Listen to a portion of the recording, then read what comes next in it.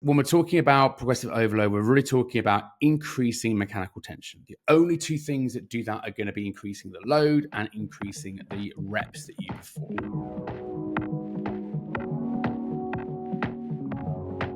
Okay, let's go. So we are on episode 49 of the Smart Strength Training podcast. And for this episode, I'm actually going to circle back to the topic of progressive overload, which I actually covered right at the very start of recording my podcast at the end of 2023. I wanted to come back to this topic because at the time, I'd only just recorded a couple of episodes and I wanted to be quite neutral and not too sort of negative around what I see other trainers say. But across the last couple of years, as the topic of progressive overload has become more and more popular, I see more and more trainers making the mistake when it comes to talking about what truly is progressive overload. And therefore, you start seeing those sorts of things play out in the gym. So I want to make sure you really understand when we're talking about progressive overload, what we actually really mean, and then what strategies are really going to be viable as options for that, and actually give you some useful sort of templates that you can use when you're thinking about progression in the gym overall. So progressive overload, when we're thinking about progressive overload, what we're really talking about is increasing the amount of mechanical tension placed upon the muscle. So if we care about that, then the only things we actually really want to focus on, which is a key, are increasing things that are going to increase mechanical tension. If it doesn't increase mechanical tension, it's not truly progressively overloading the muscle in a way that we care for strength and for hypertrophy.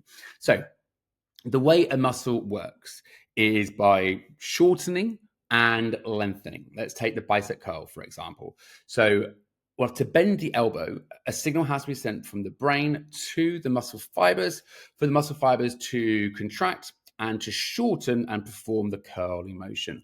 So the brain can sense, importantly, the brain can sense how much load is in your hand and will recruit the correct amount of muscle fibers to bend the elbow to perform that curl. And this is known as Henneman's size principle. If your body couldn't sense that load and you went to curl the weight up, you'd either throw it up over your shoulder or you'd go to curl and you wouldn't move the weight at all. So when the load is heavier, the brain has to recruit more or larger bundles of muscle fibers, and these are called high threshold motor units.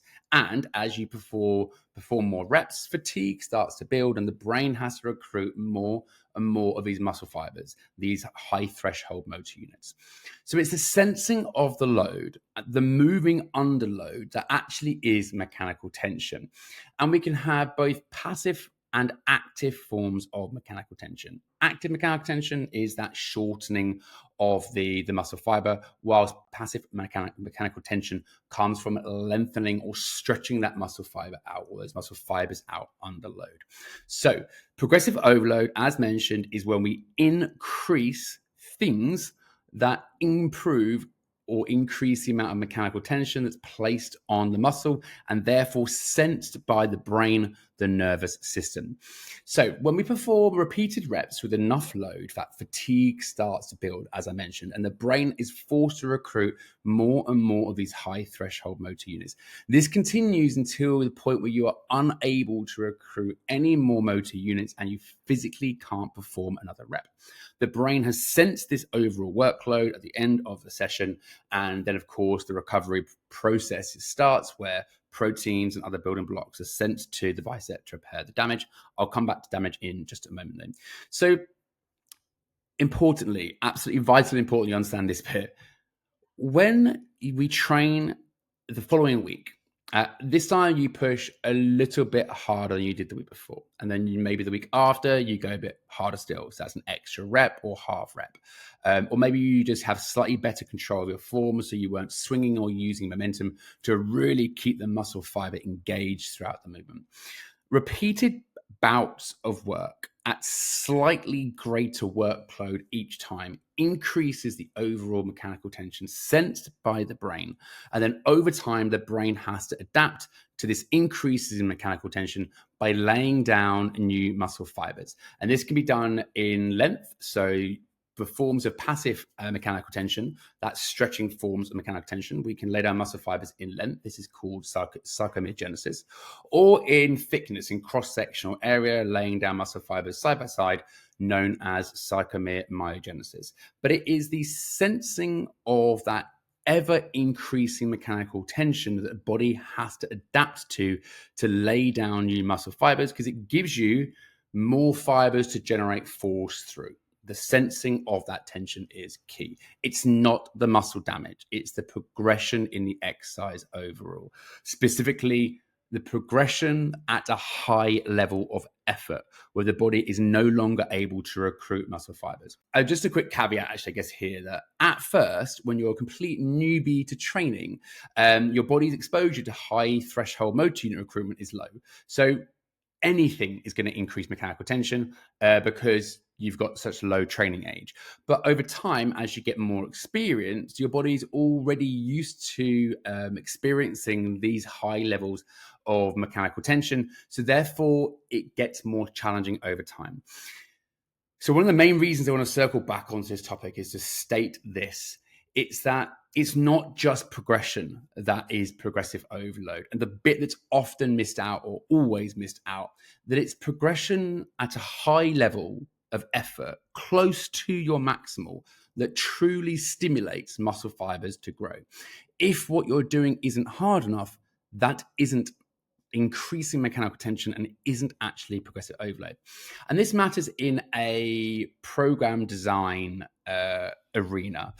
Let's say at the start of your workout, you've got 6 new exercises in each of your workouts. And the first 1 to 3 weeks, you're just sort of like finding your way, getting the weights where they need to be. Of course, through the first 1 to 3, 4 weeks, you're going to be increasing the weight as you improve the technique and you just understand it better.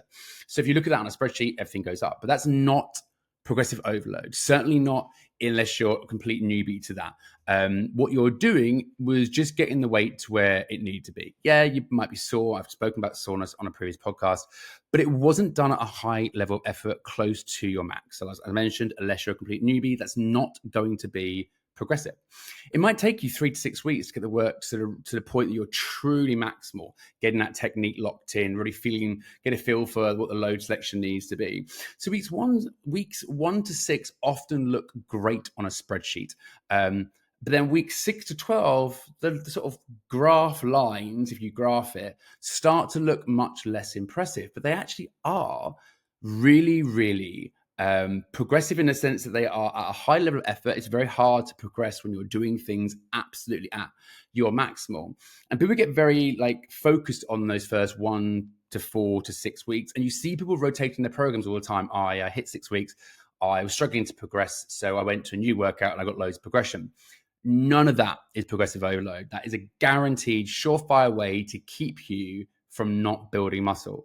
Sticking with exercises long enough to get to that point that you're at maximal work, and then fighting for dear life for every single bit of increase that you can. So with that part, let's think key things that you need to know. The first one is you have to standardize your form. Let's go back to that bicep curl. When training maximally, there shouldn't be too much deviation in movement. Certainly not from, say, you're doing 8 reps from rep 1 to rep 6. The last 2 reps, of course, a little bit of breakdown movement might occur, but you should have pretty standardized form. If you have to start throwing that weight around to get it up, or the arm movement drastically changes towards the end of the set, then the muscle fibers that were initially engaged in the movement, that were placing tension on them, no longer are going to be challenged, because you're either going to have lost it to momentum, or let's say you start to shrug it up, then your neck and your sort of shoulder muscles have started to have tension in place on those. And as mentioned, outside of complete newbies, if you want to continue to progress, then we need to make sure we really standardize what we're doing. Make sure that what we're doing is contracting the muscle fiber and is keeping it contracted throughout the entire movement. Getting strong is simply, and I've touched on this before in a podcast episode, getting strong is really just moving away from A to B.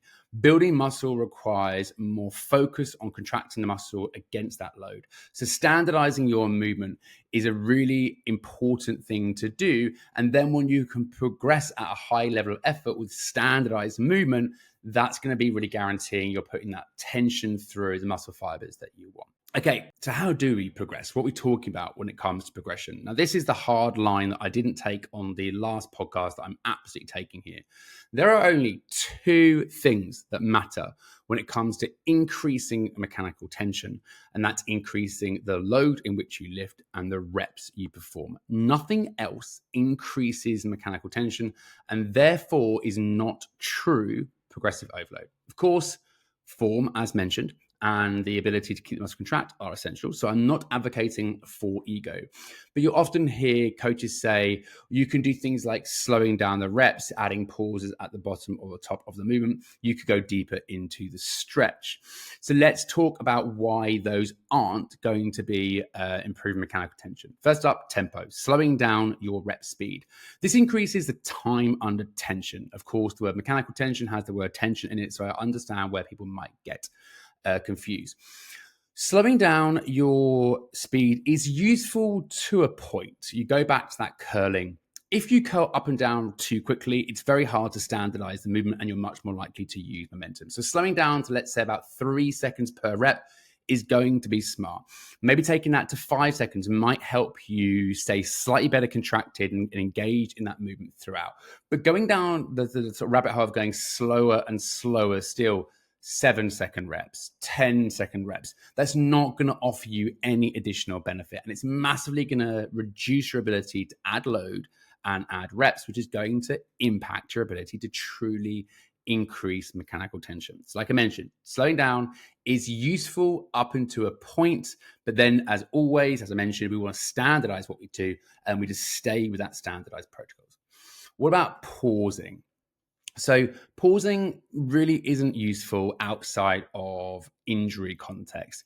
Having to just think about it. Let's say you're doing a squat variation and you're coming down for a count of 2 or 3, pausing for 2 seconds, then driving back up, and you got to count your reps and you're doing 8, 10, 12 reps. When you're working maximally, that level of confusion just is not beneficial. I like them in the context of, let's say I've got a client that they notice they get a little bit of knee pain if they pass parallel in a squat. So we're saying, right, come to the point that you just start to feel that, stay above it, so not at the point of pain, for a couple of seconds to reinforce that. Or if they're just not very good at the bottom of the squat and they weight shift, I like them for that reason. So for coaching elements, they are useful. But outside of that, I really wouldn't suggest them. Certainly not if your goal is to build muscle and to get stronger. So going deeper into a range of motion, so going into more effectively more passive mechanical tension, which of course sounds great because it does actually increase mechanical tension. But you can't go deeper and deeper and deeper forever ongoing. So you want to make sure you, as always, standardize your depth. Get to the point that you are working through full range of motion, if that's possible to you without pain, but then focusing on load and reps performed. Because yes, as much as going into a greater stretch of a movement does increase passive mechanical tension, it doesn't have a progressive quality in the sense that you can't continue to go deeper and deeper and deeper. So it's not a viable option. You standardize the depth that you can get to or you want to work with, and you just progress load and volume based off that. Just quickly as well, before we go to some more conversation around training to failure, adding sets and adding a workout is very much a programming strategy you would use to either manage fatigue overall, just try and spread the workload across the workouts, or as coming to in a moment that you can use sets quite strategically, but it's not the sort of thing you do haphazardly. And once again, you go back to that conversation around, are they going to increase mechanical tension? Well, more sets could do, but it would come with more fatigue, and you can't just keep adding set on set and set. You can't take from 2 sets to 10 sets by the end of, let's say, a block of training. So very much programming strategy, not something we would think about in the session, because mechanical tension, you're better off thinking about that as like a, not necessarily session to session, because some sessions when you're working really hard, it's not possible to, but certainly much more a within a training program sort of strategy overall. Let's talk about something really important, I guess, because I'm talking about really highly fatiguing work, or really work at a really high level of effort, which then means that you're training close to failure. And isn't that going to be scary and isn't that dangerous? So first of all, to state that there are some exercises that aren't great choices when it comes to maximal work training close to failure. Like for examples of that, like the barbell bench press, of course, you could get pinned underneath the bar. So if you were trying to do maximal work, it would make more sense to do the dumbbell chest press. So you can simply just pop the weights down on the floor, or I could do a machine-based chest press where I could just re-rack the machine back at the start. Barbell back squat, same thing. The bar, obviously, you could get to the bottom and struggle to get back up. It's also worth stating as well, in the context of building muscle, your quads and glutes aren't the things maximally taxed in a back squat. You're limited to really the sort of load that you can take through the spine. That's the idea that you're only as strong as the weakest link is really key for that. So if we were choosing a squat variation specifically for the goal of muscle building, you'd be more likely to choose something like a pendulum squat or a leg press machine, because it's just easier and safer to train to task failure. Another example actually is conventional deadlift. Yeah, absolutely. You can easily put the bar down. But if we think about the idea, we want to try and keep muscles constantly tense throughout, well, the bar strikes the floor, that could lose tension. And your grip is definitely the most likely thing to fail, even with straps or mixed grip. Way before your glutes or hamstrings hit any kind of hypertrophic stimulus. So not really a great exercise. So generally speaking, we're going to be choosing lower skill exercises overall, and maybe some isolation based exercises. Certainly if it's your first time going to the point of like training close to failure, it's easier to standardize the movement. You can purely focus on effort. There's less variables involved in the movement overall. But also training close to or to the point of failure is going to look a bit different per exercise. If we go back to that example of leg press, like a knee dominant squat pattern, full depth must be achieved to hit maximal passive maximal passive mechanical tension, because the bottom of the leg press, you're at the hardest part of the movement. Of course, as you're getting fatigued, the temptation is going to be to shorten that range of motion, but that's not allowed. We want to make sure we get to the bottom and then drive up. So failure here is really going to look like, or getting close to failure is going to look like a noticeable slowing of that rep speed pushing up. The last 1, 2, maybe 3 reps are going to get harder and harder to kind of like squeeze to the top of the movement overall. Let's take another knee dominant variation, like a leg extension. So the hardest part of the leg extension is actually at the very top, where you're squeezing the leg into the lockout. So if you want your workout to be, which is actually the opposite, to state that's the opposite of the leg press. So if you want to be training as hard as possible, you want to try and make sure you hit that top range every time. So on your last 1 to 3 reps, you're going to really, really struggle to get to the very, very top of the movement overall, but you're always going to be able to hit the maximal length of that exercise. We're thinking about that passive form of mechanical tension. You don't need to necessarily worry about, oh, I'm going to struggle to hit the stretch portion, but you're going to be fighting for dear life to sort of like lock out at the top. And the truth is, I actually don't mind a little bit of reduction in the ability to achieve full lockout at the top, as long as you are maximally trying to do so. So a slight reduction in range of motion on leg extension in that top portion on the last 1 to 3 reps is actually going to be acceptable. You would allow that, because it's the shortened portion, not the lengthened portion, whereas the opposite is true for leg press.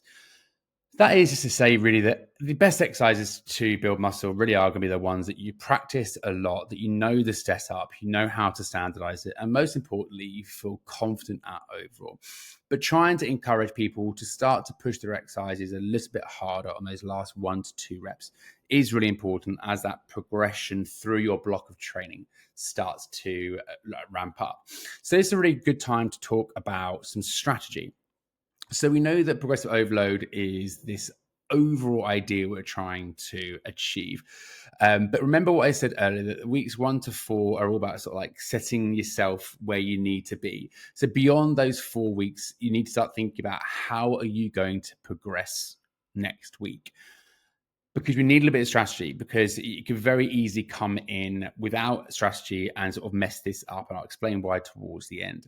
So the first question is, are you using the same load across all 3 sets? So for example, let's say you're doing 3 sets of 8.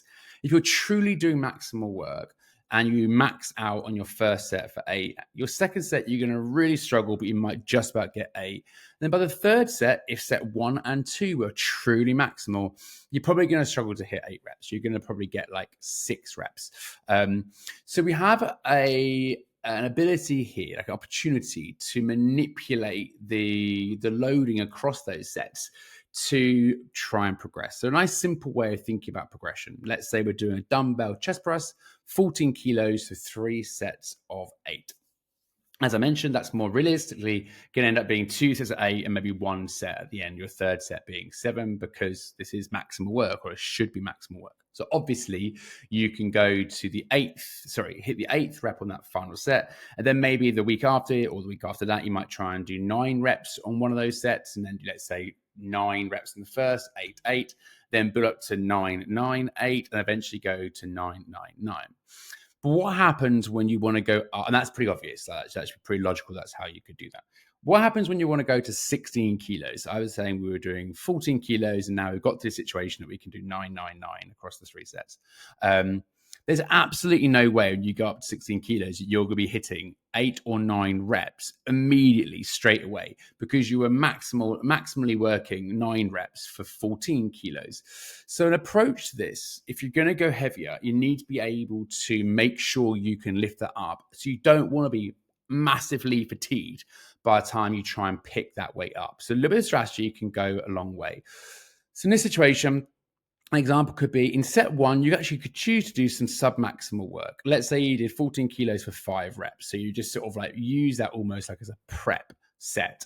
And then set 2 and set 3, you use your 16 kilos. But because you don't know how hard it's going to be, you don't know how hard it's going to be from the second set into the third set at that same load, you might actually purposely choose to do less total reps. You may choose to do 4 or 5 reps.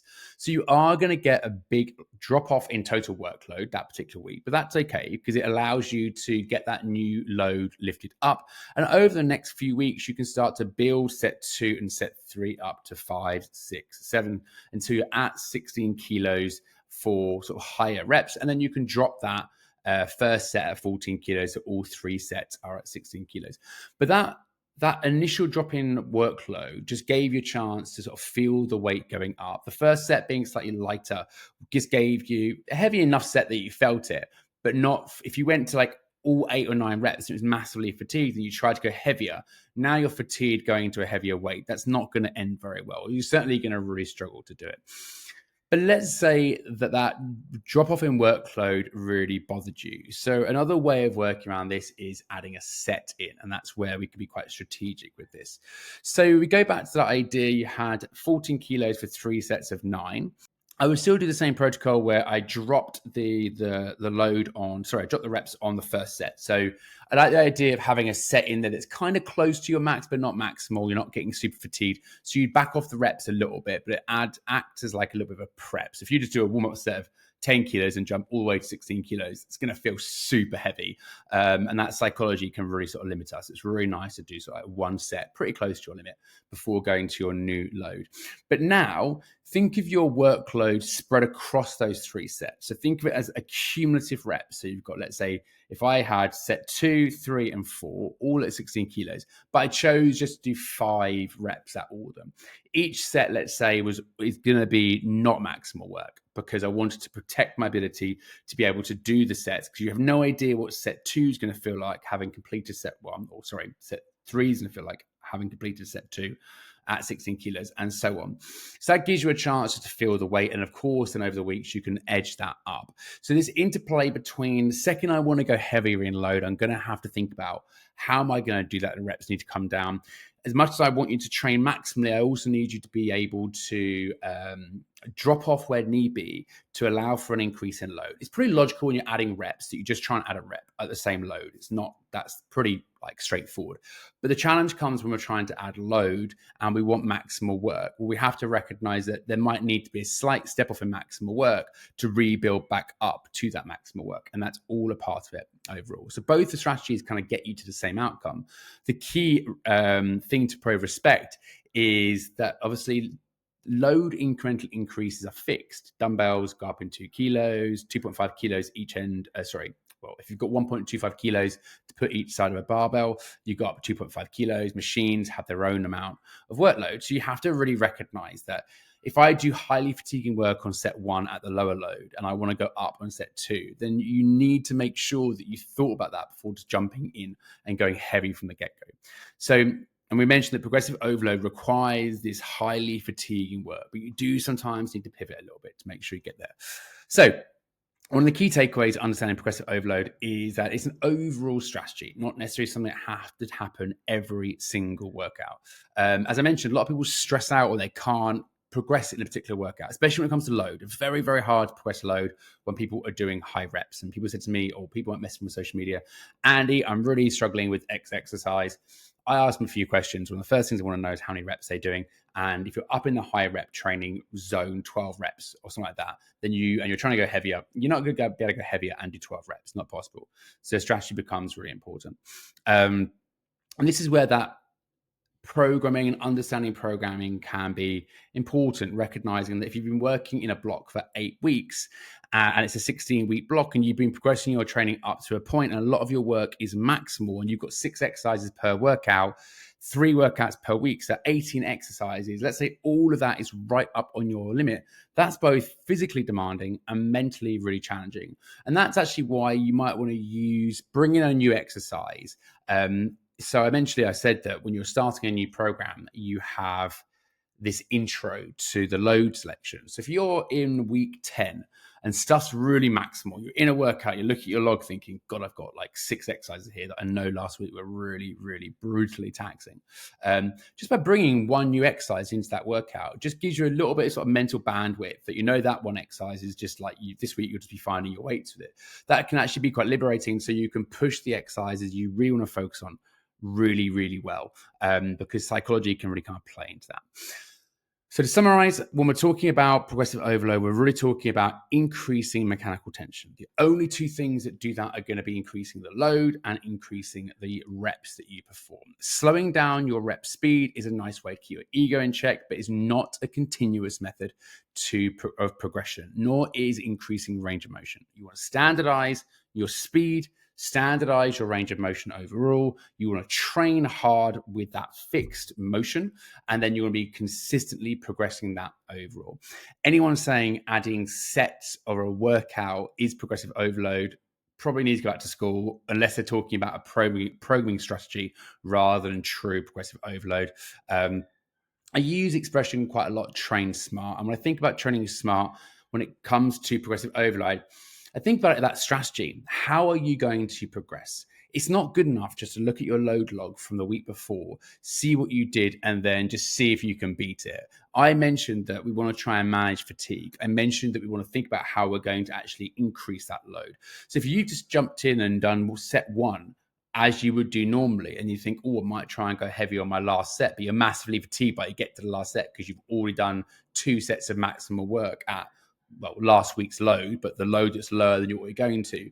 You've got to think about that. You've got to think about how are you going to go up overall. We know that load and volume are the thing we're trying to progress. So if you're not going heavier and you're just slowing down your rep speed, adding pauses, like you're going up the wrong avenue of progression. That's not true progressive overload. So that strategy can go a long way. And the truth is, when people ask me about plateauing in training, like, yeah, for sure, plateaus definitely do happen, but I would state more often than not, it's just being a little bit too dogmatic, coming in at a program and just following it rather than really thinking about how you're going to progress. So again, as I mentioned, the idea of training smart is being able to step back and think, right, what have I been doing over the last few weeks up to this point? And how am I going to progress? And what am I going to progress? Adding a rep, as I mentioned, pretty straightforward. If you want to go heavier and you're doing maximal work, then you've got to think about managing fatigue overall. So hopefully that really clarifies some of the key points around progression overall, and it gives you a really good blueprint of how you can make sure that in your training that you're maximizing it, training hard and progressing at the same time.